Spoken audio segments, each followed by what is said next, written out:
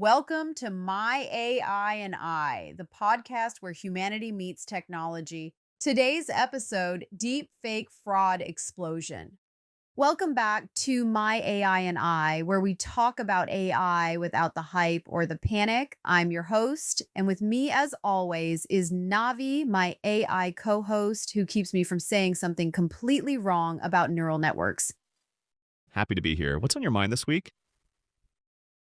So, deep fake fraud just hit over $200 million in losses for the first quarter of 2025 alone. And I've got mixed feelings about this because, on one hand, the technology is incredible. The fact that AI can generate realistic video and audio is genuinely amazing. But on the other hand, criminals figured it out way faster than everyone else, That's usually how it goes with new technology. The bad actors are often the early adopters. right? It's like we finally got video calling to work reliably, and now we can't trust it. There's something darkly funny about that timing. Okay, so walk me through what happened in Hong Kong because this story is wild. A company got hit for $25.5 million. This was back in January 2024, but it's still one of the most sophisticated examples we've seen. An employee at Arup, a multinational engineering firm, received what seemed like a message from the company's CFO in the UK about a confidential transaction.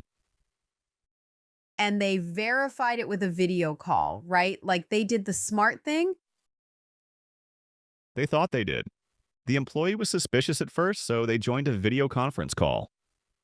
On that call was the CFO and several other colleagues, all people this employee recognized. Everyone looked right, sounded right, acted appropriately. Let me guess. Every single person except the employee was a deepfake? Exactly. The criminals had created AI versions of multiple executives and had them all on the same video call, interacting naturally. The employee authorized 15 different transactions, totaling $25.5 million. See, this is what I'm talking about. The technology to do that is genuinely impressive from a technical standpoint. But man, the implications are terrifying. How much audio and video did they need to pull that off? With current tools, you can create convincing voice clones with just 20 to 30 seconds of audio. For video, about 45 minutes of footage and some free software gets you pretty far. The scary part is that 68% of video deepfakes are now indistinguishable from real footage.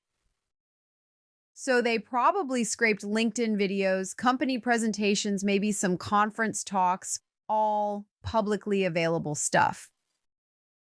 Most likely, and that's the challenge. The raw materials for these attacks are everywhere, especially for executives at public companies. Hong Kong isn't the only story, though. YouTube's CEO got deep fake too, right?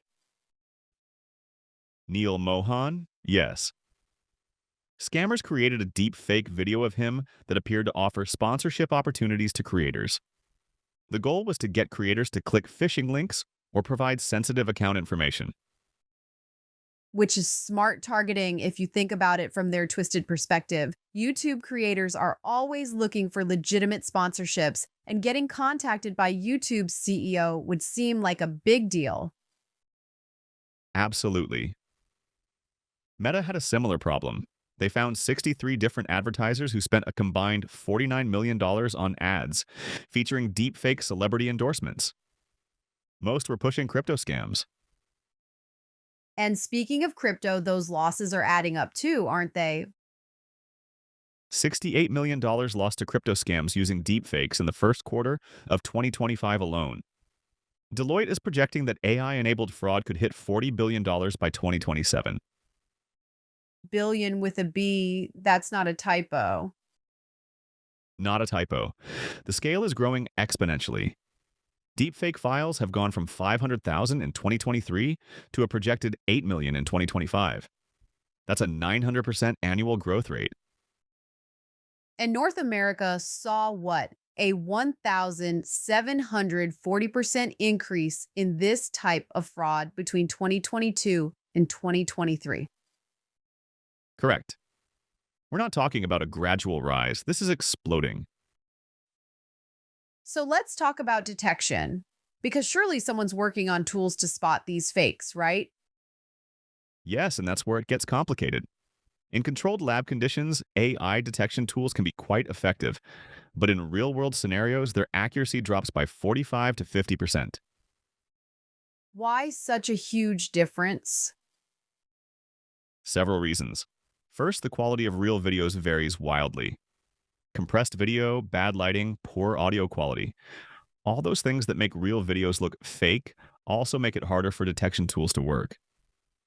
Second, the deepfake technology keeps improving. It's an arms race. So even if you have detection software, it's basically a coin flip whether it catches a good deep fake. In many cases, yes, and here's the other problem. Even when detection tools work, there's a verification gap. Most people and most businesses don't have access to these tools, don't know they exist, or don't think to use them until after they've been scammed. Right. Because in the moment, when your boss is on a video call asking you to authorize a payment, you're not thinking, let me run this through deep fake detection software first. Exactly. The social engineering aspect is what makes these attacks so effective. They're exploiting trust and normal business procedures. Okay, so this is clearly a problem, but I want to avoid the fear mongering angle here. The technology itself isn't evil, it's actually pretty cool. The issue is that bad actors got there first, and we haven't adapted our security yet. That's a good way to frame it. This is fundamentally a verification problem, not an AI problem. So, what can people actually do, both individuals and businesses? For businesses, the Hong Kong case is instructive. They need to implement new verification protocols for financial transactions. If someone asks you to transfer money via video call, you need a secondary confirmation method. Call them back at a known number, use a pre established code word, require multi person approval for large transactions. Basically, don't trust a single communication channel anymore, no matter how convincing it looks. Right. And for everyday users, be skeptical of urgent requests, especially involving money. If someone sends you a video message asking for help or money, verify through another method before responding.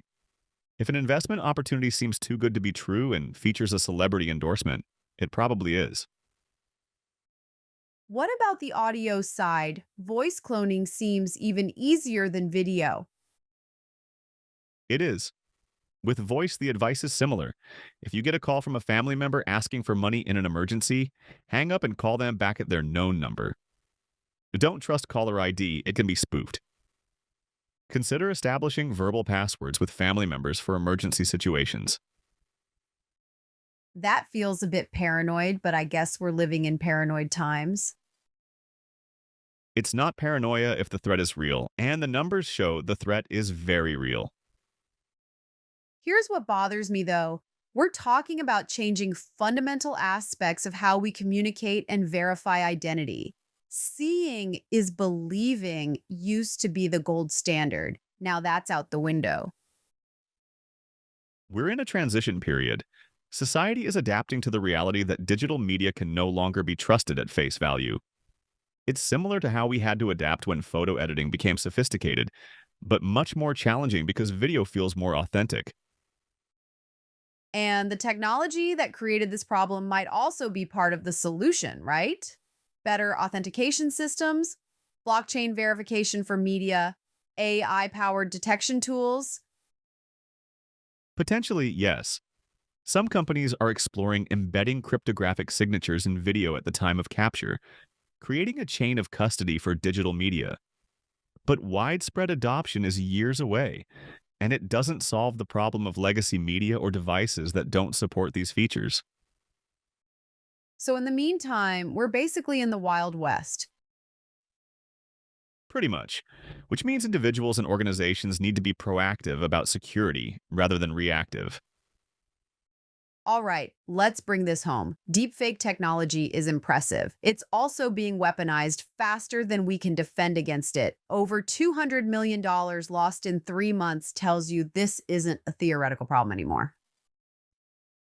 The key takeaway is that verification methods that worked 5 years ago don't work anymore. Video calls can be faked, voice calls can be cloned, even multi person conversations can be manufactured. Which means we all need to add extra verification steps to our lives. It's inconvenient, but it's necessary. If something feels urgent, that's exactly when you should slow down and verify. And for businesses, this needs to be part of security training now. Your employees need to know that video calls aren't sufficient verification for financial transactions anymore. The technology itself isn't going away, and honestly, I don't want it to. The legitimate uses for AI video and audio generation are incredible. But we're in this awkward phase where the bad guys are ahead of the curve, and most people don't even know this is possible yet. Education and adaptation are the best defenses we have right now. All right, that's it for this episode of My AI and I. If you found this useful, let us know. If you've got questions or suggestions for future topics, we're listening. Stay skeptical out there. And remember, trust but verify has never been more important. See you next week. Hey everyone, if you liked this episode, don't forget to like and subscribe for more content. Thank you.